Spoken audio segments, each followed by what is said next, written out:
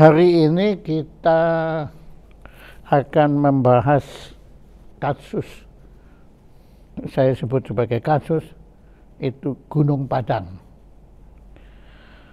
Kita semua tahu Gunung Padang, tapi mungkin tidak banyak yang tahu, terutama masyarakat awam, bahwa pernah terjadi suatu skandal. Saya sebut itu skandal, yaitu pencabutan naskah ilmiah yang sudah dimuat di satu jurnal resmi ilmiah dengan alasan yang tidak jelas, tetapi naskah itu dicabut. Yaitu naskah yang ditulis oleh sekelompok peneliti mengenai Gunung Padang. Nah, kita bersyukur sekali dan berterima kasih sekali karena tokoh di antara para peneliti ini berkenan hadir, yaitu Profesor, maaf saya mesti baca supaya nggak lupa, Dhani Hilman Natawijaya. Yang beliau ini adalah tokoh geoarkeolog yang meneliti usia Gunung Padang ini, dan rupanya penetapan ya sebetulnya anjuran saran mengenai usia ini mendadak tidak disukai pihak tertentu, sehingga pihak tertentu ini melakukan suatu langkah yang menurut pendapat saya sebagai orang awam itu sangat tidak senonoh, yaitu bukannya melawan naskah ilmiah itu, tetapi mencabut naskah ilmiah itu. Saya sulit mengerti, tapi oke lah. Sekarang kita dengar aja Profesor Dhani Hilman Natawijaya, apa sebenarnya yang Anda lakukan terhadap Gunung Padang ini sampai menghebohkan dunia geologi dan arkeologi ini. Silakan Prof. Dhani. Ya,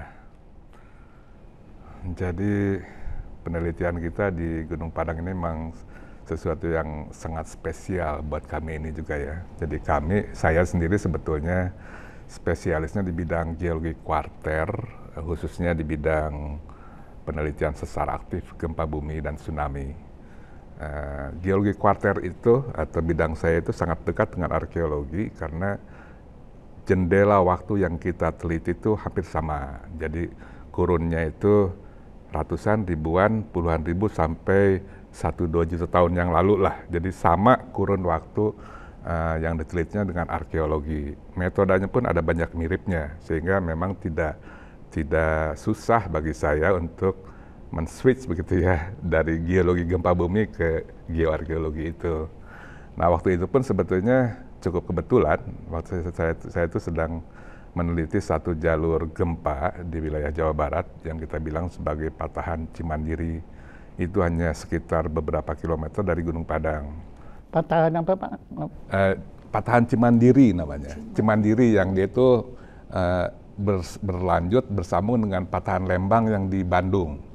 Jadi itu satu jalur gempa yang paling besar di Jawa Barat ya, salah satu yang paling besar. Bisa Anda jelaskan kepada kita yang awam ini, ya, patahan itu apa sebetulnya? Patahan itu sesar atau fault ya, jadi itu satu rekahan bumi yang kalau dia bergerak itu akan menghasilkan gempa.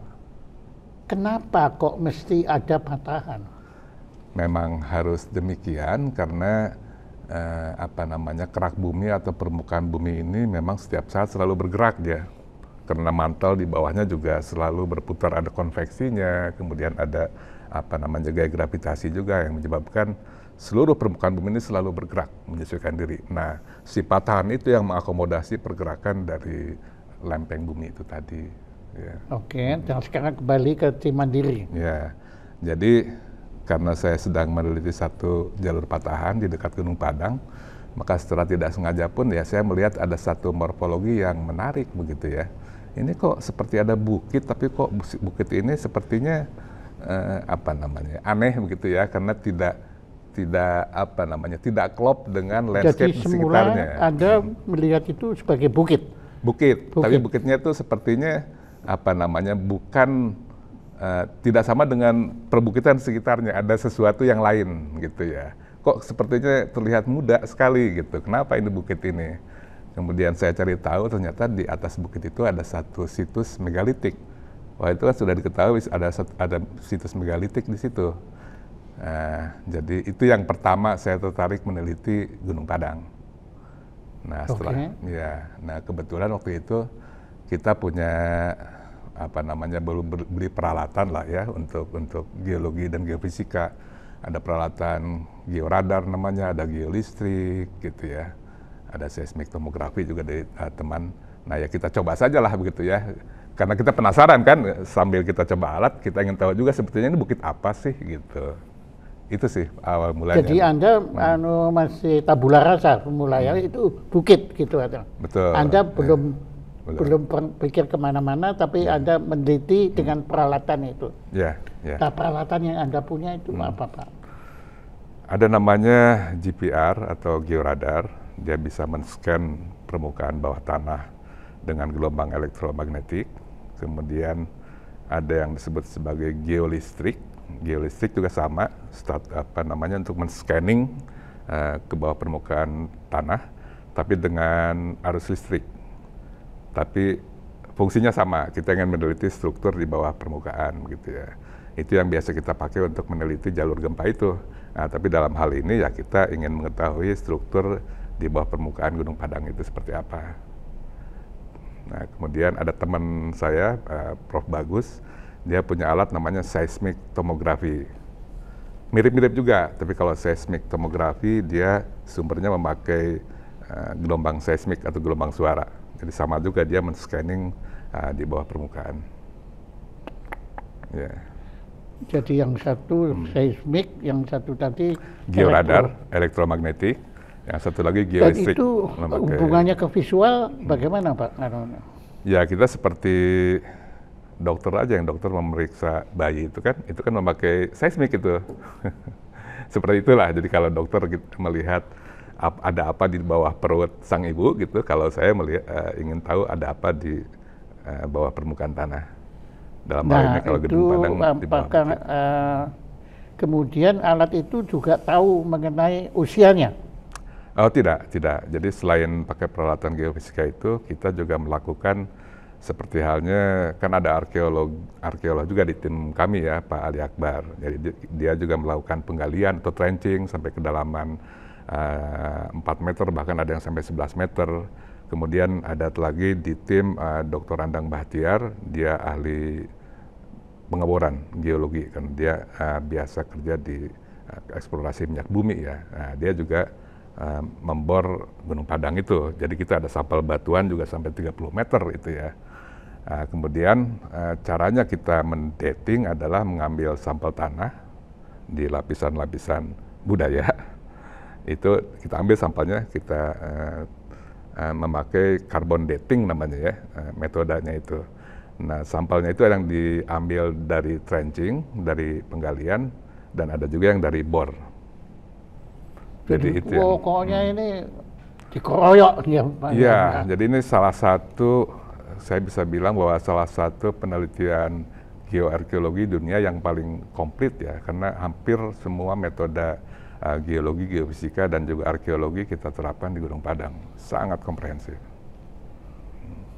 Apakah keroyokan yang Anda lakukan itu di Indonesia belum pernah dilakukan sebelumnya? Belum pernah. Bahkan di dunia pun hampir tidak ada kalau yang sekomplit kami. Tidak ada. Ini paling komplit di dunia yang kita lakukan tuh. Jadi Anda kata Muri menganugerahkan ini sebagai suatu penelitian yang paling komplit? Untuk geoarkeologi bisa, Pak. Berani. Ya, biasanya kalau di lain-lain tuh paling hanya memakai georadar saja. Paling banyak juga ada georadar dengan geolistrik. Di Mesir pun belum dilakukan? Belum, Pak. Hampir di semua piramid di dunia belum pernah ada yang di-scan seperti di Gunung Padang ini. Ini baru pertama dilakukan. Di Aztec, Inca? Belum juga. Dan Nah, sekarang saya loncat ya, maaf ini saya cara berpikir saya ini loncat-loncat Pak. Kenapa kok sampai ada yang keberatan Anda melakukan itu? Kan mestinya dunia saintifik kan berterima kasih dengan adanya yang keroyokan yang Anda lakukan itu, yang rupanya termasuk rekor dunia. Tapi kok mereka kok keberatan apa? Ya, tentunya ada juga yang sangat senang mengapresiasi kerja kita, dan sebagian memang ada yang keberatan begitu ya. Saya juga tidak tahu kenapa keberatannya. Barangkali yang menjadi keberatan bukan metode yang kita lakukan, tapi hasilnya itu. Kalau yang kita pahami karena hasilnya memperlihatkan bahwa Gunung Padang itu adalah satu bangunan lah ya, kita sebut satu struktur budaya yang sangat tua, lebih tua dari 10.000, dari 11.000, bahkan yang paling tua lapisan budaya itu sampai 27.000 gitu ya, tua sekali. Sehingga itu bisa dikatakan tidak sesuai dengan sejarah, bukan hanya sejarah Indonesia kan, juga sejarah dunia tidak sesuai kan. Ilmu gitu. arkeologi yang sudah ada gitu ya. Dengan paradigma sejarah Indonesia dan dunia yang sudah. Kalau Anda menyebut 10.000, ya kita tahu sekarang kan yang dinyatakan tertua kan yang di Turki itu, TP itu, Göbekli Tepe. Iya. Ya. Ini lebih tua. Lebih tua. Waduh. Ya, jadi Göbekli Tepe saja sekarang itu sudah menjadi kontroversi. Karena Göbekli Tepe itu umurnya kan 11.600 tahun yang lalu. 11.600 tahun yang lalu. Padahal kalau menurut sejarah dunia, peradaban manusia itu, peradaban kita sekarang baru dimulai 11.000 ketika orang mulai mengenal pertanian. Nah itu kata sejarah. Nah ini bagaimana mungkin ada Göbekli Tepe 11.600? Jadi sebetulnya ini sudah kontroversi juga, Pak Jaya. Wow. Ya. Apalagi kalau kita sebut bahwa Gunung Padang lebih tua dari itu. Ya lebih kontroversi lagi kan. Ini lebih kurang ajar lagi. Ya, jadi saya pikir itu yang jadi pokok masalahnya lah ya. Iya. Bukan metodenya. Tapi menarik sekali. Apa yang Anda ceritakan ini, di satu sisi saya itu ya geli, tapi di sisi lain terharu loh Pak. Saya ini melihat bagaimana sebetulnya manusia ini terus mengembangkan sains itu terus kan. Ya. Itu buat saya itu selama manusia terus mengembangkan sains ya artinya peradaban masih ada. Kalau kita berhenti mandek, ya sudah tamat, kita nggak ada lagi peradaban. Ya. Ya, yang namanya sains memang harus demikian ya, harus ada sebagian saintis yang menekuni bidang yang betul-betul baru lah, frontier science. Dan sekarang pun para ilmuwan menyadari juga bahwa di masa sekarang ini orang yang menekuni frontier science lah begitu ya, yang bisa melawan paradigma sains yang sekarang itu jarang sekali Pak Jaya. Kebanyakan ilmuwan tuh yang mengembangkan yang sudah ada saja gitu ya, extended knowledge gitu ya. Ya karena juga sistem kalau kita perhatikan S3 itu kan semua meneliti apa yang sudah ada, bukannya mencari sesuatu yang baru. Harus ada yang sudah ada. Betul. Maka harus ada catatan kaki. Ya. Kalau enggak kan dibilang kita ngawur kan. Iya. Merefer kemana Anda katanya? Nah kalau sesuatu yang baru mau refer kemana Pak Jaya? Ya jadi ini di satu sisi humor tapi juga horor nih Pak. Ya, tapi ya kalau dipikir memang semua. Ya kita ingat juga Albert Einstein pun awalnya dikira orang gila juga kan waktu. Betul, Pak. Yang Darwin, dia tuh Galileo, betul. Newton, semua awalnya itu. Semua bahkan yang Columbus baru pasti ditentang. Columbus berlayar ke barat itu kan dibilang orang gila juga. Iya, Pak. Kalau di bidang saya, di bidang gempa bumi, ada satu konsep yang sangat breakthrough. Namanya itu konsep tektonik lempeng begitu ya. Dulu yang memulai itu adalah seorang Jerman, saya jadi lupa namanya ya. Dia itu mengeluarkan teori namanya continental drift. pada intinya dia bilang bahwa dulu benua Amerika itu bersatu dengan Afrika, kemudian dia berpisah. Dia ngomong di tahun 1908, ya dia dianggap orang gila kan Pak. Selama 60 tahun sampai dia meninggal dia dianggap orang gila. Baru tahun 61 setelah teknologinya bisa mengeksplorasi Bisa samudra, menjelaskan. iya, baru kita sekarang Oh iya. benar bahwa memang dulunya Amerika dengan Afrika itu memang bersatu, sekarang berpisah. Nah ini sekarang tiba giliran Gunung Padang. Iya. Jadi demikian. Jadi sekarang ini paradigmanya bahwa ya tidak mungkin ada peradaban sebelum 11.000 tahun yang lalu. Jadi sebelum 11.000 tahun Tidak yang lalu mungkin. itu Gitu. tidak mungkin. Sudah divonis. Tabu, Pak. Pokoknya sebelum 11.000 itu harus hunter and gatherer. Primitif, nggak boleh ada peradaban gitu ya. Iya. Tapi Jadi, yang menjadi istilahnya kalau dalam ilmu hukum nggak boleh tidak bersalah, harus bersalah. kira-kira demikian. Tapi kita juga tahu, geologi tahu, mungkin arkeologi juga tahu ya bahwa kita Homo sapiens kan Pak, manusia modern, kita spesies kita itu sudah ada sejak 200.000 tahun yang lalu Pak, minimal.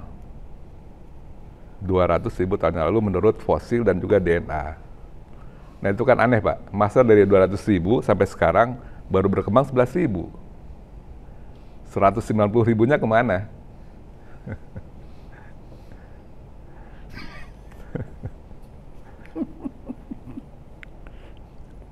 Hebat yang saya baru sadar, wah bukan main. Jadi saya makin mengerti, saya sekarang makin tahu kalau saya itu nggak tahu apa-apa Pak. Ya, sama Pak, saya juga nggak tahu apa-apa. Karena- Tapi intinya itu ya. karena Anda sudah doktor kan. Ya. Iya toh, waktu Anda S1 Anda merasa tahu banyak kan? Mulai tahu ya, Itu betul tahu banyak. banyak betul Iya, ya. iya toh. S2 Waktu- mulai merasa, aduh, banyak yang tidak tahu ya. Ya, S3 S3, waduh, tambah banyak yang tidak tahu Pak. Nah, sekarang sudah profesor baru, wah saya tidak tahu sama sekali. Banyak yang tidak tahunya daripada tahu. Jadi apa yang saya harapkan lah paling tidak Pak ya, orang mengerti bahwa kita tuh hanya sedikit tahu tentang sejarah kita sendiri. Itu harus disadari Pak. Banyak tidak tahunya daripada tahunya begitu ya. Saya penelitian di Gunung Padang pun saya mengharapkan kalau ya ini apa sekarang namanya. terdengar suara halilintar. Ya. Kita sendiri juga sebetulnya belum tahu kan halilintar itu kok bisa ada kan. Memang kita bisa jelaskan itu Ya. listrik, tapi listrik sendiri kita belum bisa jelaskan kan Pak, electricity itu. Ya. Kok bisa ada? Yang menciptakan siapa? Jadi mungkin kalau ya maaf dengan permohonan maaf pada kitab suci saya Nasrani Pak, in the beginning God created man, bintang-bintang dan lain-lain ya. Tapi mungkin in the beginning God created electricity loh. Sebab semua ada kaitannya kan akhirnya. Bahkan penelitian Anda juga ada hubungannya dengan electricity. Ya.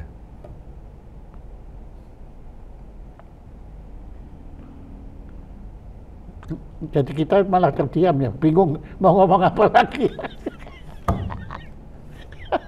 Oke Pak, silakan lanjutkan Anda tentang Gunung Padang ini. Ya. Jadi ya kita sangat mengharapkan ya penelitian kita di Gunung Padang ini diteruskan Pak. Jadi kalau misalnya orang meragukan hasilnya, ya diteruskan. Kan begitu ya, dibuktikan salahnya di mana begitu ya, Iya. benarnya di mana begitu Iya. ya. Karena ini sesuatu yang apa namanya sangat penting. Kita mengharapkan dari segi metodenya juga, metode geoarkeologi yang kita kembangkan ini bisa juga diterapkan tidak hanya di Gunung Padang tapi di seluruh Indonesia. Karena saya melihat ada banyak sekali situs yang belum dieksplorasi, baik di bawah permukaan tanahnya, juga umurnya. Hampir semua situs-situs besar di Indonesia tidak ada data umurnya dari lab. Jangan kira Borobudur ada data umurnya Pak. Jangan kira Trawulan ada data umurnya Pak. Hampir tidak ada. Semuanya berdasarkan apa namanya dari prasasti, dari perbandingan dengan daerah lain. Tapi umur absolut hasil labnya itu sangat sedikit Pak. Jadi itu juga yang ingin kita katakan sebetulnya dari segi metode dan dari segi kebutuhan sains. Dan kita juga mengharapkan karena apa namanya ya, Gunung Padang itu sangat tua Pak ya. Jadi lebih dari 10.000, 20.000 tahun. Padahal sejarah Indonesia itu baru dimulai yang peradabannya 400 Masehi. Tarumanegara kan Pak, Kutai. Sebelum itu ya memang ada Salakanagara, tapi itu pun juga masih belum jelas juga begitu ya di awal Masehi. Artinya kalau nanti apa namanya orang terbuktilah begitu ya memang Gunung Padang itu suatu peradaban yang sangat-sangat tua, maka mau tidak mau kan harus diisi itu kekosongannya dari 20.000 sampai awal Masehi. Artinya kita mengharapkan justru dengan Gunung Padang ini bisa menjadi satu pendorong lah, menjadi satu apa namanya motivasi untuk mengeksplorasi dengan lebih serius peradaban Nusantara begitu ya. Maunya kita begitu. Jadi rupanya di balik apa yang saya anggap sebagai bencana, yaitu pencabutan naskah ilmiah itu, ada hikmahnya juga ya Pak. Ada. Bapak makin bersemangat untuk melanjutkan ini. Iya Pak. Jadi pencabutan itu juga satu prestasi juga kan Pak. Ada satu paper yang bisa membuat banyak orang menjadi kalang kabut begitu ya, sehingga memaksa mereka untuk mencabut paper kita. Ya sampai dicabut loh. Iya, tapi itu masih bisa di-download Pak, masih bisa orang baca. Hanya dicap aja, dicap bahwa ini tidak sehat begitu Pak. Retracted, tidak sehat. Divonis itu. Ya, divonis ada kesalahan besar tanpa diperlihatkan atau dikatakan salahnya apa. Saya berkali-kali bertanya sama editornya itu, kalau memang ada berpendapat bahwa paper kami ada salahnya, ya ditunjukkan salahnya di mana, saya bilang. Nggak bisa juga. Nggak pernah, saya nggak dikasih tahu Pak. Pokoknya aja, pokoknya kamu salah. Ya. Ya sudah. Harus bersalah. Ya. Jadi seperti kalau di bisnis kan dia yang punya toko, ya dia bilang barang kamu udah saya jual, saya coret dari toko saya. Ya sudah silahkan saja kan begitu. Ya. Hebat ya. Kita bisa banyak belajar loh Pak dari gara-gara Anda bikin penelitian. Anda dulu juga tidak menduga toh, kalau ini semua akan terjadi kan tidak menduga. Sama sekali tidak menduga. Ya. Jadi sebetulnya ini apa namanya hutang saya yang baru saya bisa bayar, bisa publikasi paper itu. Karena kan sebetulnya penelitian lapangannya lah waktu ketika zaman Pak SBY ya, dari tahun 2011 sampai 2014. Nah setelah itu ya kita juga masing-masing sangat sibuk juga begitu Pak ya. Kemudian datanya tuh sangat banyak. Kita harus compile semuanya dijadikan jadi satu paper. Itu pun tantangannya luar biasa Pak. Jadi itu kenapa survei lapangan berakhir 2014 tapi bisa publikasi papernya di satu jurnal yang berkelas juga ya, Q1 sebetulnya. Itu 10 tahun kemudian. Nah, kita berharap setelah publis ini ya sudah selesai tugas kami gitu ya. Saya itu waktu sudah tahu paper publish itu merasa lega sekali karena itu buat saya itu sepertinya hutang. Aduh, saya itu berhutang nih ke masyarakat gitu ya, ke masyarakat ilmiah juga belum bisa publikasi hasil penelitian kami gitu. Jadi waktu kita sudah bisa publish di jurnal Archaeological Research itu saya lega itu Pak. Kan baru dicabut sebulan kemudian kan. Jadi setelah publish itu kan responnya dari seluruh dunia sangat positif Pak. Gempar, wah positif lah pokoknya ya. Jadi bilang, waduh ini ada satu peradaban yang luar biasa tua di Indonesia begitu ya. Piramid yang pertama ditemukan. Positif Pak di semua di semua mass media. Baru serangan pertama kan datang dari satu artikel pendek di Nature sebulan setelah terbit. Nah setelah itu baru ada serangan bertubi-tubi di semua mass media dunia juga. Yang di Netflix bagaimana Pak Indonesia itu? Netflix, nah itu juga. Jadi publikasi paper itu juga bareng dengan Netflix. Netflix yang duluan sebetulnya sebelum publikasi paper. Yang itu kan seri di mana Netflix itu siapa itu yang tokohnya? Graham Hancock itu ya. Iya, Hancock. Graham Hancock, dia itu judulnya Ancient Apocalypse ya. Ancient Apocalypse. Intinya dia menceritakan bahwa ada satu. Itu Anda belum cerita, belum mempublikasikan naskah itu belum ya? Belum. Netflix dulu keluar baru. Iya. Setelah itu publikasi paper. Jadi waktu Netflix keluar itu kan menjadi sangat hit Pak di dunia ya, sangat populer lah, banyak orang suka. Kemudian Gunung Padang itu menjadi satu topik utama di Netflix itu, Pak. Jadi dia keluar di episode pertama dan di episode berikutnya ada 8 episode kan.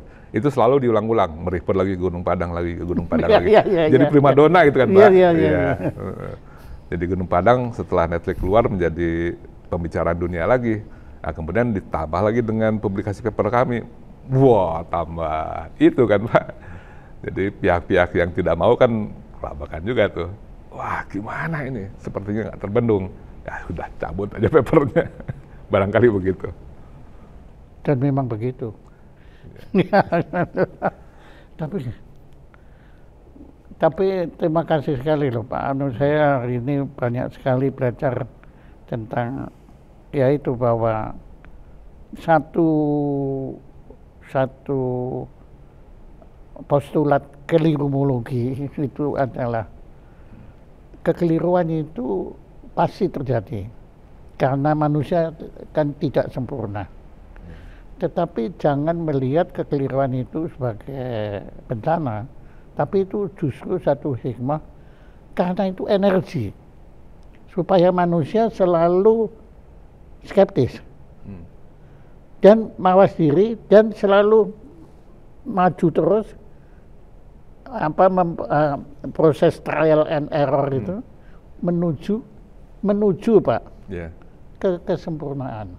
Tapi saya bilang menuju, nggak bakal manusia selesai, tapi justru itu yang menyebabkan peradaban ada. Kalau mandek Pak, sudah kita ngapain? Ya Anda juga nggak perlu lagi ngadakan penelitian, Anda mancing aja atau apa makan-makan gitu. Ya ngapain pusing kayaknya. Tapi nggak bisa Pak, ini naluri Anda itu naluri peradaban. Jadi Anda baik sadar maupun tidak sadar, Anda dan teman-teman komplotan Anda itu telah berbuat banyak untuk peradaban ini. Ya, saya tidak bilang bahwa penelitian Anda itu final. Enggak, itu pasti akan terus disempurnakan. Barusan aja kan keluar satu penyempurnaan teori kosmologi yang saya bacanya itu ya udahlah, oke lah. Karena saya tidak bisa buktikan benar atau salah, nggak bisa Pak. Karena kosmologi kan ada di luar jangkauan kita semua. Penginderaan kita kan di luar itu. Kalau Bapak kan masih bisa punya tanahnya. Nah, Anda mau punya galaksi, punya buktinya dari mana? Oke Pak, saya tahu pertanyaan-pertanyaan saya dangkal. Nah, dalam waktu ini sebagai penutup, tolong. Apa yang menurut Bapak saya belum tanyakan, tetapi perlu kita semua disadarkan tentang Gunung Padang ini. Silakan. Ya, jadi ya kita mengharapkan ya kita tuh bisa melihat dengan hati bersih, mata jernih, melihat masalahnya bahwa ini masalah kita semua ya. Kita di sini semua tidak main-main ini dalam meneliti. Saya nggak mungkin main-main dalam riset ya. Riset itu hidup saya. Termasuk riset hidup Gunung Padang ini saya serius, sama sekali serius, sangat serius. Jadi janganlah ada begitu ya, ada pemikiran bahwa kami ini mengada-ada, kami ini riset karena ada politik lah, bahkan ada yang mengisukan ada emas lah bertonton di situ. Ini karena mungkin ingin mengangkat harkat bangsa lah segala macam. Ini pure riset ya. Jadi hasil kami ini memang betul-betul hasil riset murni. Kemudian metode yang kita jalankan ini di Gunung Padang juga merupakan satu pionir ya. Metode yang belum pernah dilakukan di Indonesia, yang kita harapkan ini dikembangkan di Indonesia. Dan saya tahu persis banyak sekali situs-situs besar di Indonesia yang perlu dieksplorasi banyak, lebih jauh lagi. Seperti kita di Gunung Padang, banyak sekali. Yang namanya seperti piramid di Gunung Padang pun tidak satu, banyak. Ada di Toba sekarang yang kami sedang teliti. Di Toba Pak, ada 3 Pak. Kemudian ada di Sulawesi Tengah juga kita ketemu juga ada struktur piramid juga di tengah-tengah kawasan megalitik yang sangat luas. Di Flores juga ada kemungkinan di situ ya. Kemudian kita juga tahu situs-situs besar di Indonesia juga belum benar-benar ditentukan umurnya terutama, dan juga ke bawahnya juga belum, seperti situs Trowulan misalnya, yang Trowulan Majapahit di Jawa Timur. Apakah benar itu dibangun pada abad 14-15 atau 12-15 ketika Kerajaan Majapahit? Kita kebetulan sudah meneliti juga situs tersebut, Pak. Ternyata memang benar ada lapisan Majapahit, batu merahnya, tapi ada yang lebih tua, jauh lebih tua lagi. Jadi situs Trowulan itu menurut penelitian kami, nanti papernya sebentar lagi akan publish juga, itu sudah ada paling tidak sebelum 800 Masehi. Kemungkinan 500 tahun sebelum Masehi sudah ada itu situs Trowulan itu. Jadi jauh lebih tua dari yang kita kita anggap sebelumnya. Jadi itulah salah satu contoh kecilnya begitu ya tentang sebetulnya peradaban Nusantara ini di Indonesia ini masih harus dieksplorasi besar-besaran begitu ya. Jadi kita mengharapkan justru penelitian Gunung Padang itu menjadi pemula awal kita untuk mengeksplorasi peradaban Nusantara dengan serius, dengan maksimal, dengan optimal, karena ini adalah kebanggaan bangsa kita juga gitu ya. Kita harus jadi bangga menjadi bangsa Nusantara gitu ya. Ini bagian dari kebangsaan kita begitu, persatuan kita begitu ya. Selama ini kan kita sepertinya merasa kurang percaya diri begitu ya, merasa bahwa bangsa Indonesia itu bangsa Melayu itu, bangsa ya kalah sama bule-bule. Tidak, Pak. Nenek moyang kita tuh jauh lebih hebat dari mereka gitu ya. Kita ingin kan merasa begitu, Pak ya. Jadi ya memang sudah menjadi ya memang jadi tanggung jawab kita ya. Para peneliti, para geologi, arkeologi, semua saintis di Indonesia memang harus membantu eksplorasi budaya Nusantara ini begitu ya. Untuk mencari jati diri dari leluhur kita begitu. Jadi ya demikianlah. Jadi menurut saya itu kalau sudah tahu masalahnya tentang sejarah manusia dan sejarah peradaban Nusantara itu sangat-sangat menarik, Pak, sangat-sangat menantang gitu ya. Jadi ya saya mengajaklah seluruh rekan-rekan baik di keahlian arkeologi, keahlian geologi juga yang selama ini kan masih belum banyak tertarik ke masalah ini ya, eksplorasi budaya. Dan banyak bidang-bidang lain juga yang bisa berkontribusi dalam eksplorasi budaya Nusantara ini, termasuk yang ada keahliannya di DNA, ada di fisika, macam-macam. Ini memang harus multidisiplin kalau ingin mengeksplorasi budaya, karena budaya kan aspeknya tidak hanya satu, ada macam-macam. Di situ ada sosialnya, ada agamanya, ada masalah engineeringnya juga, ada masalah sainsnya, semua bidang ada. Jadi harus politiknya juga ada, kacamatanya memang harus multidisiplin kalau ingin betul-betul mengeksplorasi sejarah peradaban leluhur kita. Begitu. Saya menyimak apa yang Anda sampaikan dengan rasa terharu dan juga bangga dan kagum. Karena saya lihat Anda, walaupun Anda dididik untuk berpikir rasional, karena Anda kan harus rasional kan, tetapi Anda tetap emosional. Jadi itu yang artificial intelligence gak akan bisa menandingi Anda dalam soal emosi. Mungkin mereka bisa lebih cerdas, lebih tepat, lebih akurat dalam ini meneliti ini.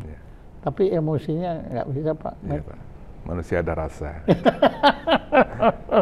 Tapi keren, Pak. Bagus. Terima kasih sekali. Terima kasih. Terima kasih sekali, dan saya kira memang Anda layak untuk mendapat anugerah Muri untuk tadi itu, yaitu penelitian apa, Pak? Formulisannya apa? Penelitian apa yang pertama dilakukan di Indonesia? Penelitian dengan menggunakan apa? Ya, kita sebutnya geoarkeologi, Pak. Penelitian geoarkeologi. Ya. Ini yang pertama ya. Yang seperti kami lakukan ya. Iya, iya, tahu. Ya. Ya. Tolong ya, ingatkan nanti itu kita susulkan itu nanti. Dan terus terang saya tadi terangsang oleh Anda tadi cerita, di Toba juga ada. Ada Pak, saya baru pulang dari Toba ini seminggu lalu, itu pun luar biasa strukturnya. Waduh, kalau Pak Jaya melihat itu struktur piramid di Toba itu, aduh, merinding Pak. Hebat, luar biasa. Saya menyangkanya hanya satu, ternyata ada 3 lagi. Besar Pak. Kalau kalau arkeolog kan menyebutnya Gunung Padang sebagai punden berundak ya, teras-teras batu. Yang dibilang Gunung Padang itu kan paling besar se Asia Tenggara. Oh tidak, yang di Toba itu yang paling besar. Lebih besar karena dia masih utuh teras-teras batunya. Tingginya 120 meter Pak ke bawah. Dan itu buatan manusia? Oh manusia, jelas kalau itu. Artefaknya banyak. Teras-teras batunya ya buatan manusia, sudah jelas. Kalau itu nggak ada perdebatan, nggak ada kompromi. Karena terlihat secara fisik jelas gitu ya. Oke, kalau gitu saya simpan Bapak, pada suatu hari tolong Anda ceritakan tentang 3 piramida Danau Toba. Gila ya Bang, Nusantara ini gila ya Pak. Wah, luar biasa, luar biasa. Ya. Saya kira keterdiaman kita ini sekarang ini melukiskan betapa dahsyatnya sebetulnya. Ini barusan kita kan nggak bisa ngomong apa-apa kan, speechless kan. Oke, terima kasih Profesor Dani. Terima kasih. Ya, Anda ternyata seorang cendekiawan, ya bukan lagi ya budayawan sebetulnya. Anda sudah budayawan yang betul-betul layak kita banggakan. Kita punya putra seperti Anda ini. Dan ya saya kalau ngomong ini saya jadi kayak orang nyinyir gitu karena ngulang-ngulang terus ini saya. Ya karena saya nggak ngerti lagi apa yang harus saya ucapkan ya. Tadi speechless. Seperti waktu Bapak melihat di Toba ada 3 itu. Nah saya sekarang mendengarkan ajaran Anda, pencerahan Anda ini juga dengan rasa itu tadi, merinding itu tadi ya, karena ya, nah ini ngomongnya udah ngaco saya. Banyak speechless lah kita. Ya, kata-kata kita nggak cukup ya untuk melukiskan hebatnya Nusantara ini. Terima kasih, tepuk tangan untuk Profesor Dani. Oh, dan saya diingatkan, saya biasanya karena terkesima lupa Pak. Tapi nggak punya apa-apa, kami punya sedikit kenang-kenangan dari Sepa Institut. Ini nanti maaf ini profesornya kelupaan. Nggak usah. Yang telah berkenan dengan penuh kerendahan hati kami mengucapkan terima kasih dan penghargaan kepada Profesor Dani Hilman Natawijaya. Anda orang Jawa atau orang Sunda? Orang Sunda Pak. Sunda. Ya, saya pun selalu dikira orang Sunda karena nama saya juga Kuprana. Iya Pak. Yang telah berkenan menjadi narasumber utama pada acara gelar wicara Jaya Supranatsio dengan tema polemik usia. Ini saya membatasi, tapi sebetulnya polemiknya lebih luas ya. Gunung Padang, Jakarta 5 Juli 2024. Terima kasih. Tepuk tangan untuk